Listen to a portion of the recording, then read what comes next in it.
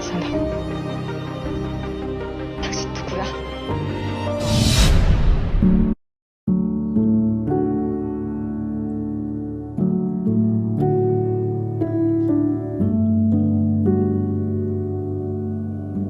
Di episode sebelumnya kita tahu kenapa Aru bisa berkata kepada Momyung bahwa dia bukan kakaknya.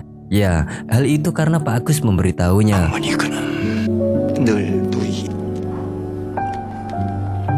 Sebenarnya Aru senang mengetahui Momyung bukanlah kakaknya. Namun di situ dia juga sedih karena kakak yang selama ini ia cari ternyata belum ketemu. 그래, 난 이 오라비 아니야. Aru bertanya di mana kakakku. Momyung menjawab bahwa kakaknya telah mati karena melihat wajah sang raja. Aru menangis selalu menjatuhkan bunga yang diberi oleh Momyung.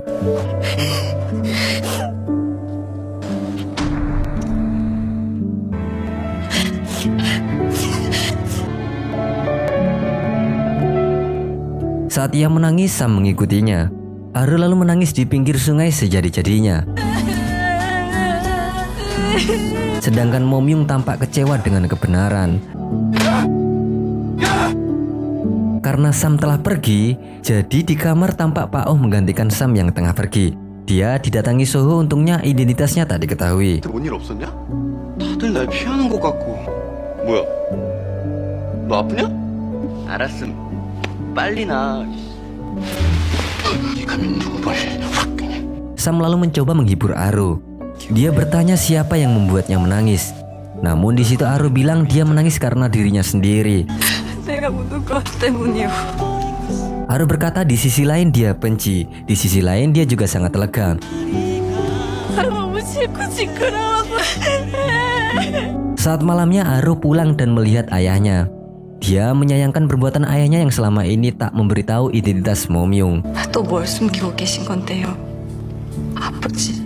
Saat Sam melompat pagar dan masuk ke rumah Hwarang, Momyung dengan khawatir menanyakan kondisi Aru. Sam lalu mengejek Momyung yang tak bisa menjaga adiknya hingga dia menangis. 누이를 울릴 나이는 지난 것 같은데. Sam tanya kenapa kau membuatnya menangis. Justru di situ Momyung malah marah. Momyung lanjut menyendiri dan terus memikirkan kala dirinya terakhir kali bertemu Aru. Begitu juga Aru, dia juga merenung namun sepertinya dia memikirkan Momyung. Di jalanan ibu kota tampak pengawal sedang mengawal seorang putri yang juga adik dari Sam. Perkenalkan, dia bernama Putri Sokmyung. Sokmyung lalu mendatangi ibunya. Perlu diketahui, Sokmyung ini sengaja diasingkan karena dia menderita sakit dan harus diobati di luar negeri. Sekarang dia sehat dan kembali lagi pada ibunya. 맞다. 공주. Ratu menyuruh Pak Tarmo akan memberi izin Putri Sokmyung untuk melatih Hwarang. Di situ Ratu menegaskan kepada Pak Tarmo agar berhasil membuktikan Hwarang yang selama ini ia bina di festival yang diadakan nanti. Dan jika Pak Tarmo gagal, Ratu akan membunuh keponakannya, ancam Ratu. 명할 수 있겠어? 거래를 하시겠단 말씀이십니까? 나는 모든 것을 자복하는 걸 볼 수 있을 것이오. Aru kembali flashback saat Momyung berkata tak peduli Aru sudah mengetahui dia bukan kakaknya. Momyung berjanji akan terus menjadi kakaknya. 난 이 오라비로 살 오라비가 바라던 거야. Aru terus melamun di depan Pak Tarmo. Dia lalu bertanya kepada Pak Tarmo apakah Momyung adalah orang yang bisa dipercaya. Belum sempat menjawab, Aru lalu pergi dan menahan tangisnya. Aru lalu menjemur pakaian lalu Sam mendekatinya. Sam terus menyatakan cinta kepada Aru namun seperti biasanya Aru tak memperdulikannya. Dia justru mengkhawatirkan Momyung di hadapan Sam. 오라비는 아무렇지도 않소? Sam terus mendekati Aru hingga Momyung tak sengaja melihatnya. Melihat kebersamaan Sam dan Aru, Momyung memperlihatkan wajah cemburunya.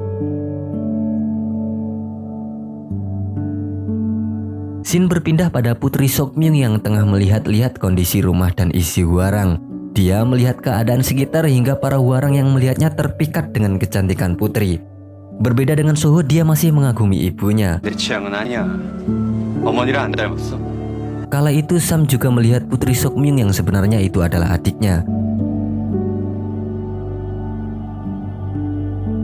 Di sisi lain, Momyung melamun di pinggir danau. Dia melihat Putri Sokmyung yang kala itu sedang berteduh. Putri Sokmyung sedang bersantai hingga dia tertidur di bawah pohon. Saat Putri terbangun, ia melihat Momyung membawa pedang menghampirinya. Awalnya sang putri mengira Momyung akan membunuhnya. Ternyata Momyung menyelamatkan dari ular berbisa yang berkeliaran di atas sang putri. Sang putri yang melihat ular tersebut berniat akan membunuh dengan pedang, namun si Momyung menghalanginya. Putri lalu menodongkan pedang ke arah leher Momyung dan berkata, "Mengapa kau menghalangiku membunuh ular berbisa tersebut?" Mendengarnya, Momyung dengan bijak menjawab bahwa bukan salah ular tersebut lahir dengan mempunyai racun. 태어난 게 저놈 잘못도 아닌데 왜 죽여야 되는데? Sang putri pun lalu tertegun mendengar jawaban bijak tersebut. 그렇게 겁나면 그쪽이 조심하면 되겠네. Momyung lalu pergi begitu saja meninggalkan perempuan yang begitu cantik menurut Mimin. Sementara Aro yang sedang kesusahan membawa barang, tiba-tiba Momyung datang membantu Aro. 됐어, 이리 줘. Di situ Aro bilang dia tidak mau Momyung menjadi kakaknya. Namun bagaimanapun juga Momyung bersikeras akan tetap menjadi kakaknya. 싫든 말든 난 네 오라비로 살 거야. Momyung lalu mengucapkan kalimat yang sering Makmun bicarakan kepadanya hingga membuat Aro menangis. Saat Aro menanyakan siapa nama asli Momyung, justru Momyung menggunakan nama Makmun di hadapan Aro. 이름 같은 거. 나한테 이름은 선우뿐이야. Si Aro menangis dan menyuruh Momyung agar pergi saat itu juga. 싫으니까.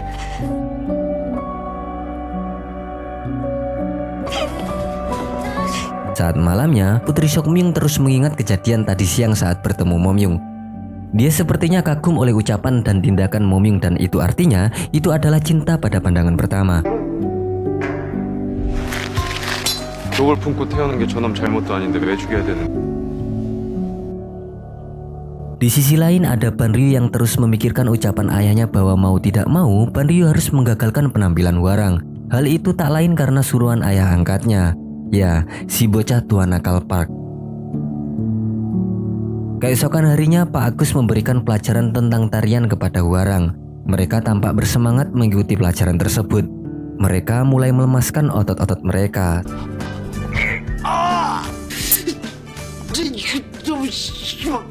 Saat makan, Yeowol bertanya mengapa Hyung sekarang ikut kelompoknya. Hyung menjawab bahwa dia disuruh Pak Agus.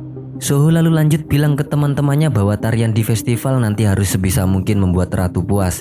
Hal itu dikarenakan Soho sangat mengagumi Ratu. Mereka lalu lanjut diberi motivasi oleh Pak Tarmo. Kata Pak Tarmo, mereka harus membuat pertunjukan berhasil apapun yang terjadi. Aro lalu mendatangi Ban Ryu seraya memberikan surat dari Susan. Aro berkata bahwa Susan sangat menyukai Ban Ryu. 네가 많이 좋아하는 것 같아서. Saat dibuka suratnya dengan penuh senyuman, isi surat tersebut adalah bentuk semangat untuk Ban Ryu dari Susan di acara festival nanti. 나 당신을 응원하겠습니다. Tentu saja dia bingung karena di sisi lain Ban Ryu disuruh ayahnya agar membatalkan pertunjukan tersebut. Malamnya terlihat Putri Seokmyung mendatangi latihan Hwarang. Sesekali pandangannya terus terarah pada Momyung. Sang putri lalu menunjukkan kemampuannya bermain pedang di depan Hwarang dengan diiringi musik dari Pak Agus.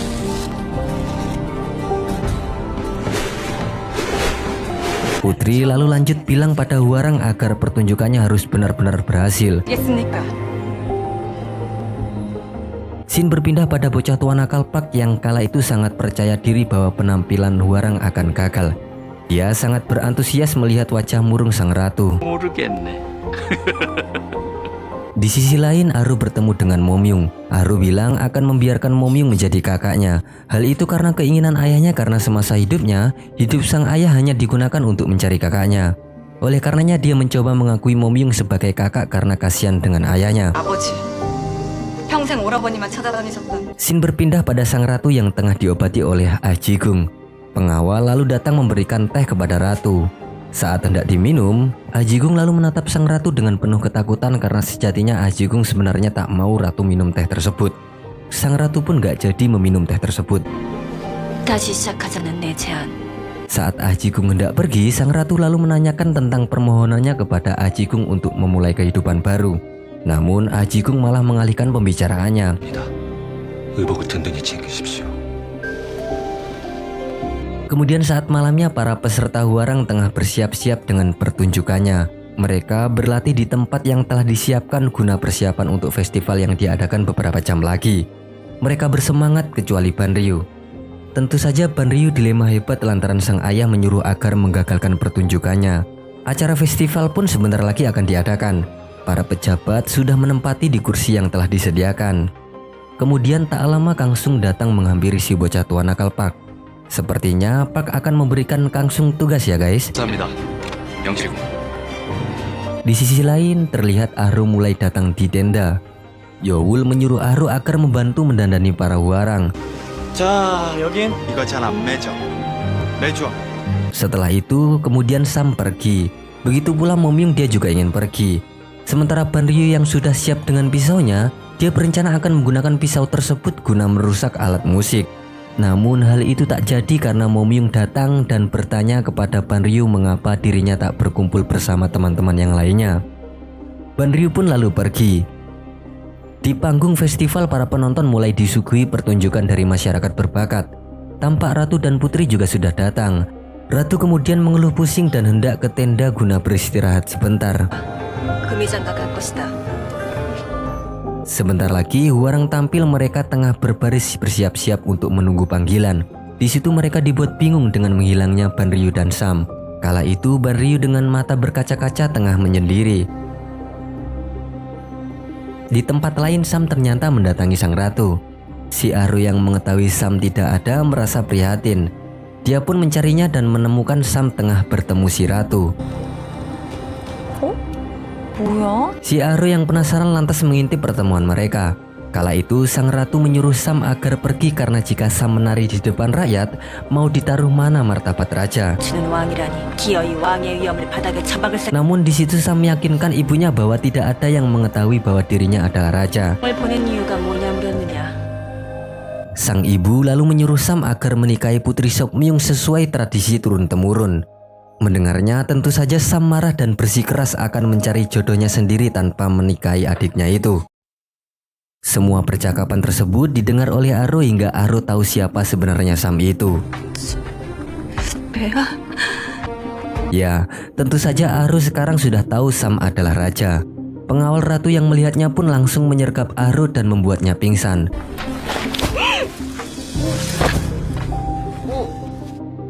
Pengawal tersebut lalu membawa Aru dalam posisi pingsan di hadapan ratu.